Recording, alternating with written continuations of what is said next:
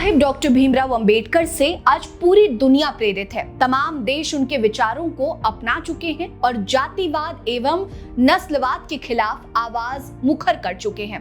आज के समय में भारत में बाबा साहेब हर जगह पूजनीय हैं और दुनिया भी बाबा साहेब अंबेडकर की बात करती है। एक दौर ऐसा भी था जब बाबा साहेब अंबेडकर भारत में प्रासंगिक थे। बहुत ज्यादा लोग उनके विचारों से जुड़े नहीं थे, लेकिन दुनिया की तमाम बड़ी शख्सियत उन्हें जानती थी। यहाँ तक कि आयरलैंड के संविधान निर्माता भी बाबा साहेब से इतने प्रेरित थे कि उन्होंने भारत के अंतिम वायसरॉय और यहाँ तक कि पंडित जवाहरलाल नेहरू से भी बाबा साहेब को संविधान सभा में शामिल करने की बात कही थी।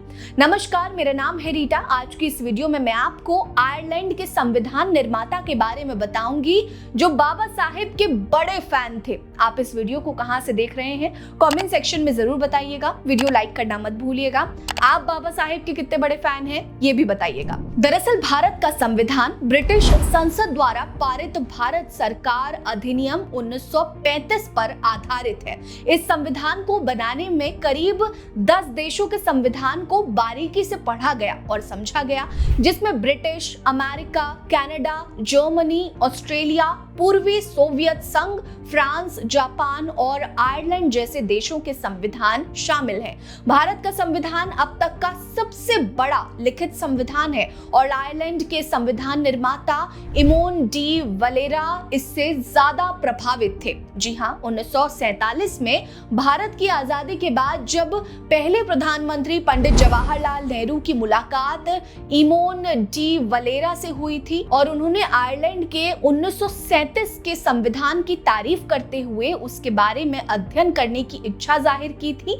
वलेरा के लिए यह बेहद सम्मान की बात थी। नेहरू चाहते थे कि आयरलैंड का संविधान भारत के संविधान निर्माण में एक मॉडल के रूप में प्रयोग हो, जो वलेरा के लिए एक बड़ी उपलब्धि के समान थी। भारतीय संविधान का भाग 4 राज्य नीति के निर्देशक सिद्धांत असल में आयरलैंड के संविधान के अनुच्छेद 45 से ही लिया गया है। ऐसे में जब पंडित नेहरू ने आयरलैंड के संविधान को मॉडल के रूप में इस्तेमाल करने की बात की तो खुद इमोन डे वलेरा ने नेहरू से संविधान सभा के सदस्यों में बाबा साहेब अंबेडकर को शामिल करने की सिफारिश की थी। इसका जिक्र भारत के अंतिम वायसरॉय लॉर्ड माउंटबेटन की पत्नी एडविना माउंटबेटन की पत्नी के एक खत में भी मिलता है जो उन्होंने बाबा साहेब अंबेडकर को लिखी थी। उन्होंने अपने पत्र में लिखा था कि संविधान निर्माण के लिए खुद आयरिश संविधान निर्माता चाहते थे कि इस सभा में बाबा साहेब अंबेडकर को भी शामिल किया जाए। ध्यान देने वाली बात तो ये है कि आयरलैंड के संविधान निर्माता इमोन डे वलेरा बाबा साहेब के संघर्षों को लेकर काफी प्रेरित थे। वो बाबा साहेब की दूरगामी सोच को बखूबी समझते थे और इस बात को मानते थे कि बाबा साहेब भारत के लिए एक बेहतर और मजबूत संविधान का निर्माण करेंगे। वलेरा ने माउंटबेटन और पंडित नेहरू दोनों से ही डॉक्टर अंबेडकर को संविधान सभा में शामिल करने की सिफारिश की थी। 26 जनवरी 1950 को जब भारत का गणतंत्र लागू हुआ तो उस दिन भारत ही नहीं बल्कि इंग्लैंड में भी जश्न मनाया गया। यहाँ तक कि इमोन डे वलेरा को बर्मिंघम पैलेस में मुख्य अतिथि के रूप में आमंत्रित किया गया था। आपको बता दें कि आयरलैंड के संविधान निर्माता इमोन डे वलेरा बचपन से ही क्रांतिकारी थे। 14 अक्टूबर 1882 को अमेरिका के न्यूयॉर्क में जन्मे डे वलेरा का असली नाम एडवर्ड था। उनके पिता स्पेनिश थे। जब एडवर्ड 2 साल के थे तभी उनके पिता की मौत हो गई, जिसके बाद वो अपनी मां के परिवार के साथ रहने आयरलैंड चले गए। उन्होंने राजधानी डबलिन में अपनी स्कूलिंग और रॉयल यूनिवर्सिटी डबलिन में ही ग्रेजुएशन की पढ़ाई पूरी की। वो डबलिन में ही एक टीचर की नौकरी करते थे, लेकिन 1913 में वो आयरिश भाषा के विकास को लेकर एक आयरिश समाज सेवी संघ में शामिल हो गए। उस दौर में स्थानीय लोग ब्रिटिशर्स के विरोध में विद्रोह कर रहे थे। एक विरोध प्रदर्शन के दौरान उन्होंने 1916 में डबलिन में आत्मसमर्पण कर दिया। हालांकि अमेरिका में जन्म लेने के कारण उन्हें रियायत मिली और 1917 में वो रिहा हो गए। रिहा होने के बाद भी वो अंग्रेजों के विरोध में सक्रिय रहे।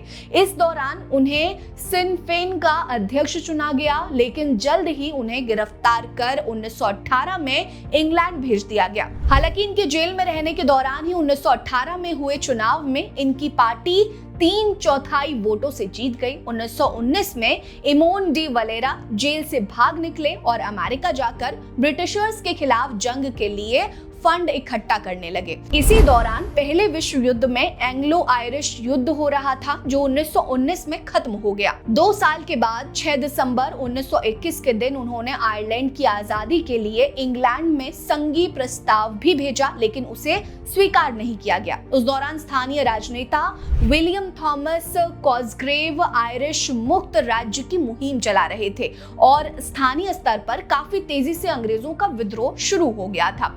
1937 में आयरिश राज्य आयरलैंड की घोषणा हुई, जिसे जनमत की स्वीकृति से बनाया गया। आजाद मुल्क आयरलैंड का संविधान इमोन डी वलेरा ने बनाया, जो बाबा साहेब से काफी प्रभावित थे। आपको हमारी ये वीडियो कैसी लगी कमेंट करके जरूर बताइएगा। साथ ही वीडियो को लाइक कर लीजिए, चैनल सब्सक्राइब करना मत भूलिए। हमारे साथ बने रहिए। नमस्कार।